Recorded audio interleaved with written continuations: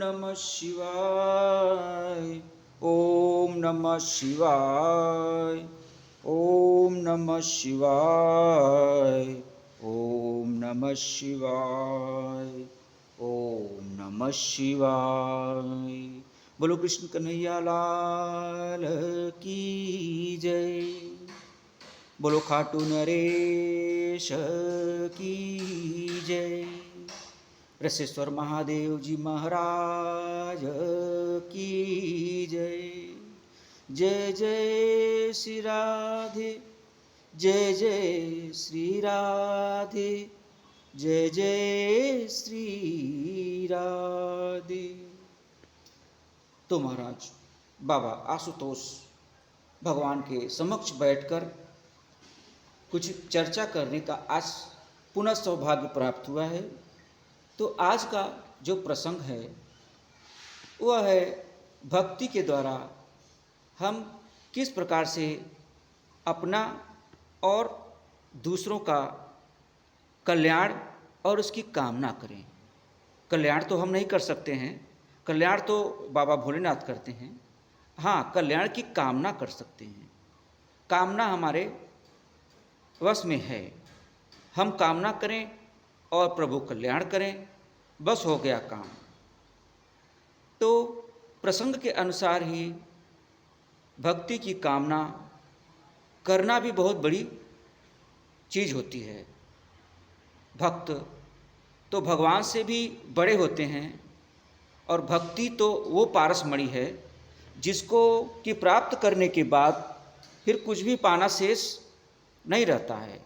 भक्ति और माया दोनों ही स्त्रियां हैं, दोनों ही प्रभु के द्वारा बनाई हुई हैं, प्रभु की हैं। दोनों के स्वामी प्रभु हैं, किंतु दोनों में अंतर है।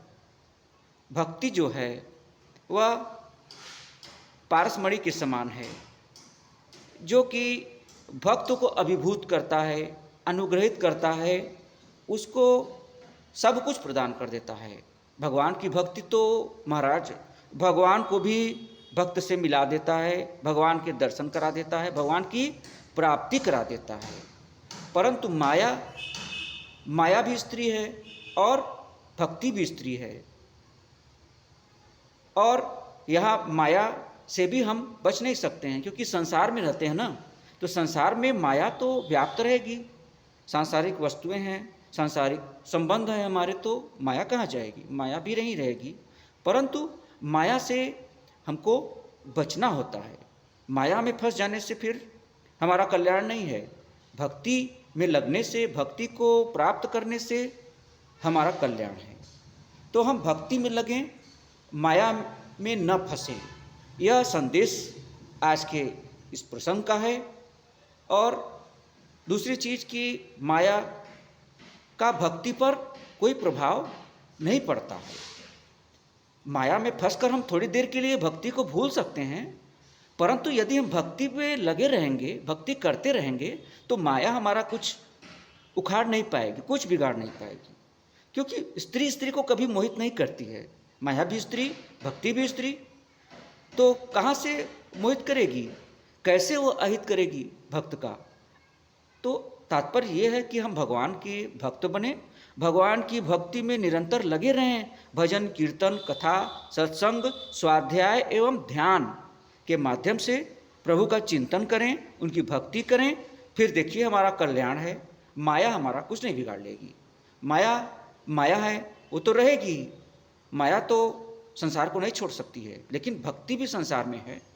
भक्ति भी कहीं गई नहीं है, भक्ति भी यही है, माया भी यही है। ये हमारी बुद्धि विवेक पर निर्भर करता है कि हम किसको पकड़ें और किसको छोड़ें। भक्ति को पकड़ लीजिए, माया को छोड़ दीजिए। भक्ति को पकड़े रहेंगे, माया का कोई प्रभाव नहीं पड़ेगा। माया वही उसी संसार में आपके इर्द गिर्द, अगल बगल, दाहिने बाएं, ऊपर नीचे, उत्तर दक्षिण पूर्व पश्चिम में रहेगी, लेकिन आपका कुछ बिगाड़ नहीं पाएगी, क्योंकि आप तो भक्त हैं, भक्ति में लीन हैं। इसलिए आप प्रभु के निकट हैं, प्रभु के शरण में हैं, प्रभु की गोद में हैं, प्रभु के पास हैं। तो जिसके पास प्रभु हैं, जो प्रभु के समीप है, उनकी गोद में बैठा है, उनके सानिध्य में है, उनकी कृपा दृष्टि उस पर है, उनका वरद हस्त उस पर है, उसका भला कोई क्या बिगाड़ लेगा। वह तो निश्चिंत हो गया है, हो चुका है वह निश्चिंत, उसको निश्चिंत ही रहना चाहिए, होना चाहिए और निश्चिंत होकर भक्ति का मार्ग कभी मत छोड़ना चाहिए। भजन कीर्तन कथा सत्संग स्वाध्याय एवं ध्यान के माध्यम से निरंतर भक्ति में लगे रहो। श्री राम जय जय राम। हरे कृष्णा कृष्णा कृष्णा हरे हरे, हरे राम राम राम हरे हरे। इस तरह से भक्त और भक्ति की बड़ी महिमा है महाराज।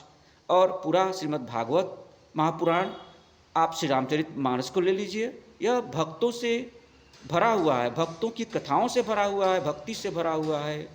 और श्रीमद् भगवद गीता का उपदेश भगवान कृष्ण ने किया है अपने भक्त, अपने शिष्य अर्जुन के लिए। वह भी भक्ति का सागर है, जो उसमें भक्ति योग की शिक्षा उपदेश दिया गया है। बहुत छोटा अध्याय है, परंतु बड़ा ही महत्वपूर्ण अध्याय, बहुत ही गूढ़ अध्याय है, जिसका हम अगर पाठन करें, अनुसरण करें, तो हम भक्ति के मर्म को समझ करके भक्ति करेंगे तो हमें अन्य भक्तों के अपेक्षा जल्दी भक्ति प्राप्त होगी, ईश्वर का सानिध्य निकट प्राप्त होगा और ईश्वर की प्राप्ति होगी। जब ईश्वर की प्राप्ति हो जाएगी तो आप कुछ भी प्राप्त करना शेष नहीं रह जाएगा। धन संपदा लक्ष्मी कुछ भी हम जिसे बहुत महत्व देते हैं, सोना चांदी हीरा मोती जवाहरात पन्ना, यह सब तो सांसारिक वस्तुएं हैं।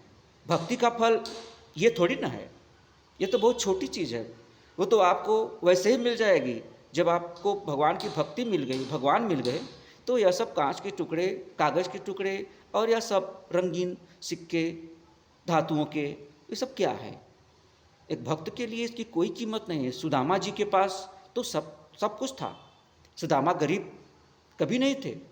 वह जब उनके पास धन नहीं था फिर भी वो गरीब नहीं थे। बहुत धन हो गया तो भी उस धन के प्रति उनकी आसक्ति नहीं थी। उन्होंने तो कहा था भगवान से, प्रभु हमें कुछ नहीं चाहिए, आपकी भक्ति चाहिए।